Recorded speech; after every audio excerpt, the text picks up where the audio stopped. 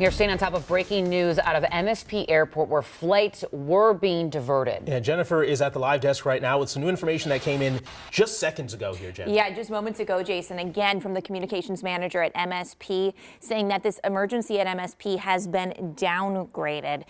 We reported previously that there was some sort of incident involving smoke in the FAA control tower at MSP.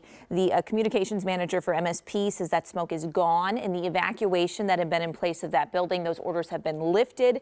So crews there can now continue to work and re-enter the building. We also know that the FAA ground stop that was put in place because of this incident is no longer. There's not currently a ground stop anymore at MSP.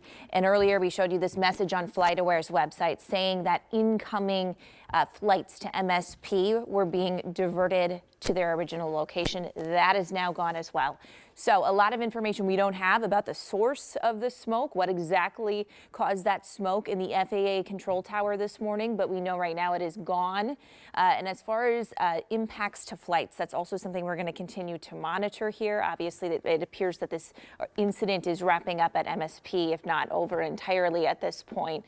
But of course, maybe some lingering effects to flights, which we will continue to monitor. For right now, though, we're going to head over to Cece Gaines, who is at MSP this morning. Cece, what can you tell us? Hey, good morning. We got to MSP about 20 minutes ago, and from what we can tell right now, it appears to be business as usual. Check-in times for most passengers, it's gone down, so it's anywhere between 5 to 15 minutes. We were able to talk to a couple of employees here in Terminal 1, and they said that no emergency is impacting flights going out or coming in. As of right now, we've seen a lot of passengers checking in. We even talked to one passenger who says her flight is still on time. So business as usual here right now. Of course, the incident did happen earlier this morning, so I think crews are just trying to get everything back rolling again. But from what we can tell, everything is fine here, guys. Good news, especially during spring break is still in full swing for a lot of school districts and families. So that's a big sigh of relief for a lot of folks out there. All right, Cece, thanks for that update.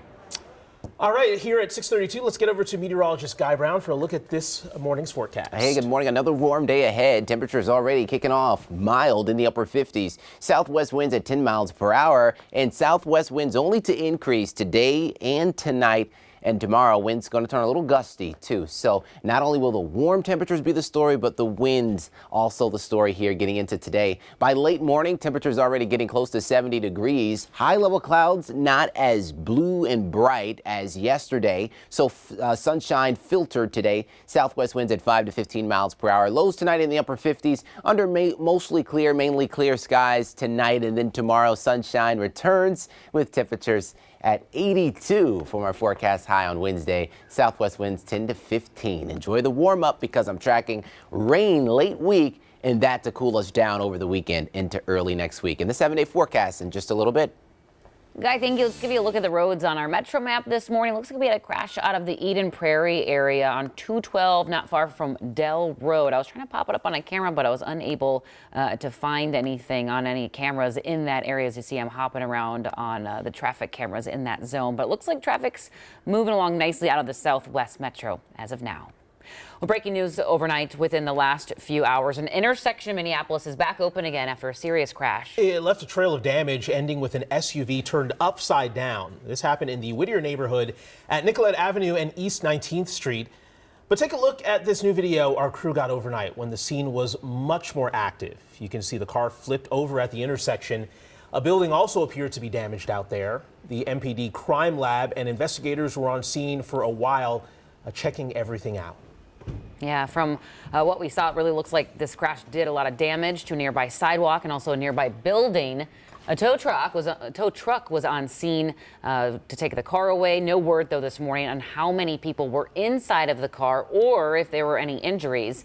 We've reached out to Minneapolis police a couple of hours ago for more details on what happened, and we're still waiting to hear back. Also breaking overnight in the last few hours, we've learned an officer was shot in western Minnesota. Yeah, it led to a standoff in a residential neighborhood. The shooting happened in Granite Falls, which is about 2 hours west of the metro in Yellow Medicine County. Jennifer Austin joins us now from the live desk with new details from overnight. Yeah, the Granite Falls Police Department gave us new information overnight saying that not only that the officer who was shot is out of the hospital, but that the person who shot that officer is now in custody. This after a 70-minute standoff, which started when officers attempted to execute a search warrant. This is video of the scene last night from Sky 11. The West Central Tribune took this photo and posted it on Twitter as they reported on this standoff. Granite Falls Police told us it was around 4 yesterday afternoon when officers from their department, a drug and gang task force, the Yellow Medicine County Sheriff's Office, and the Upper Sioux Community Police Department executed a knock and announce search warrant at a home on Bergeson Drive. They said the suspect was wanted for multiple felony warrants on weapons and drug charges. The department said when officers entered the home, they immediately took gunfire. They said officers then returned fire and retreated. Police said after the standoff, the suspect surrendered. The Minnesota Bureau of Criminal Apprehension is now investigating this. We're told this morning that the suspect is in the Yellow Medicine County Jail. We do not know whether they were hit by gunfire. We also don't know right now which department the police officer who was shot is from. But again, that officer, we're told, is out of the hospital this morning, which of course is good news. Yeah, especially considering just how rough it's been in the last few days for law enforcement here in this region. So that is good news this morning. Jen, thank you very much. Well, just hours, we're expecting to hear from the Barron County, Wisconsin sheriff about funeral arrangements for the 2 officers shot and killed there over the weekend. Yeah, hundreds of people lined a procession route yesterday to pay their respects to those fallen heroes. Saturday, Cameron officer Hunter Scheel and Chautauqua officer Emily Breidenbach were killed in a shootout following a traffic stop. The loss of these 2 officers is having a huge impact on the people there, including one mom whose son is about to join the force. It's shattering because he was supposed to be able to come back to Barron County and it be a safe place, and now it's not. You can hear the agony there in her voice. In the last 24 hours, we learned new details about the alleged shooter. The Barron County Sheriff identified him as 50-year-old Glenn Perry of Barron County. He had an active arrest warrant assigned a week earlier stemming from failing to pay child support. The officers pulled him over for that, as well as an unspecified report of concerning behavior. Perry has prior domestic violence arrests, and the court papers note his desire to, quote, shoot cops. A public report on the shooting is expected within 45 days. New developments coming out overnight about a mass shooting in Louisville, Kentucky. It happened at a local bank. Maggie Vespa is at the scene.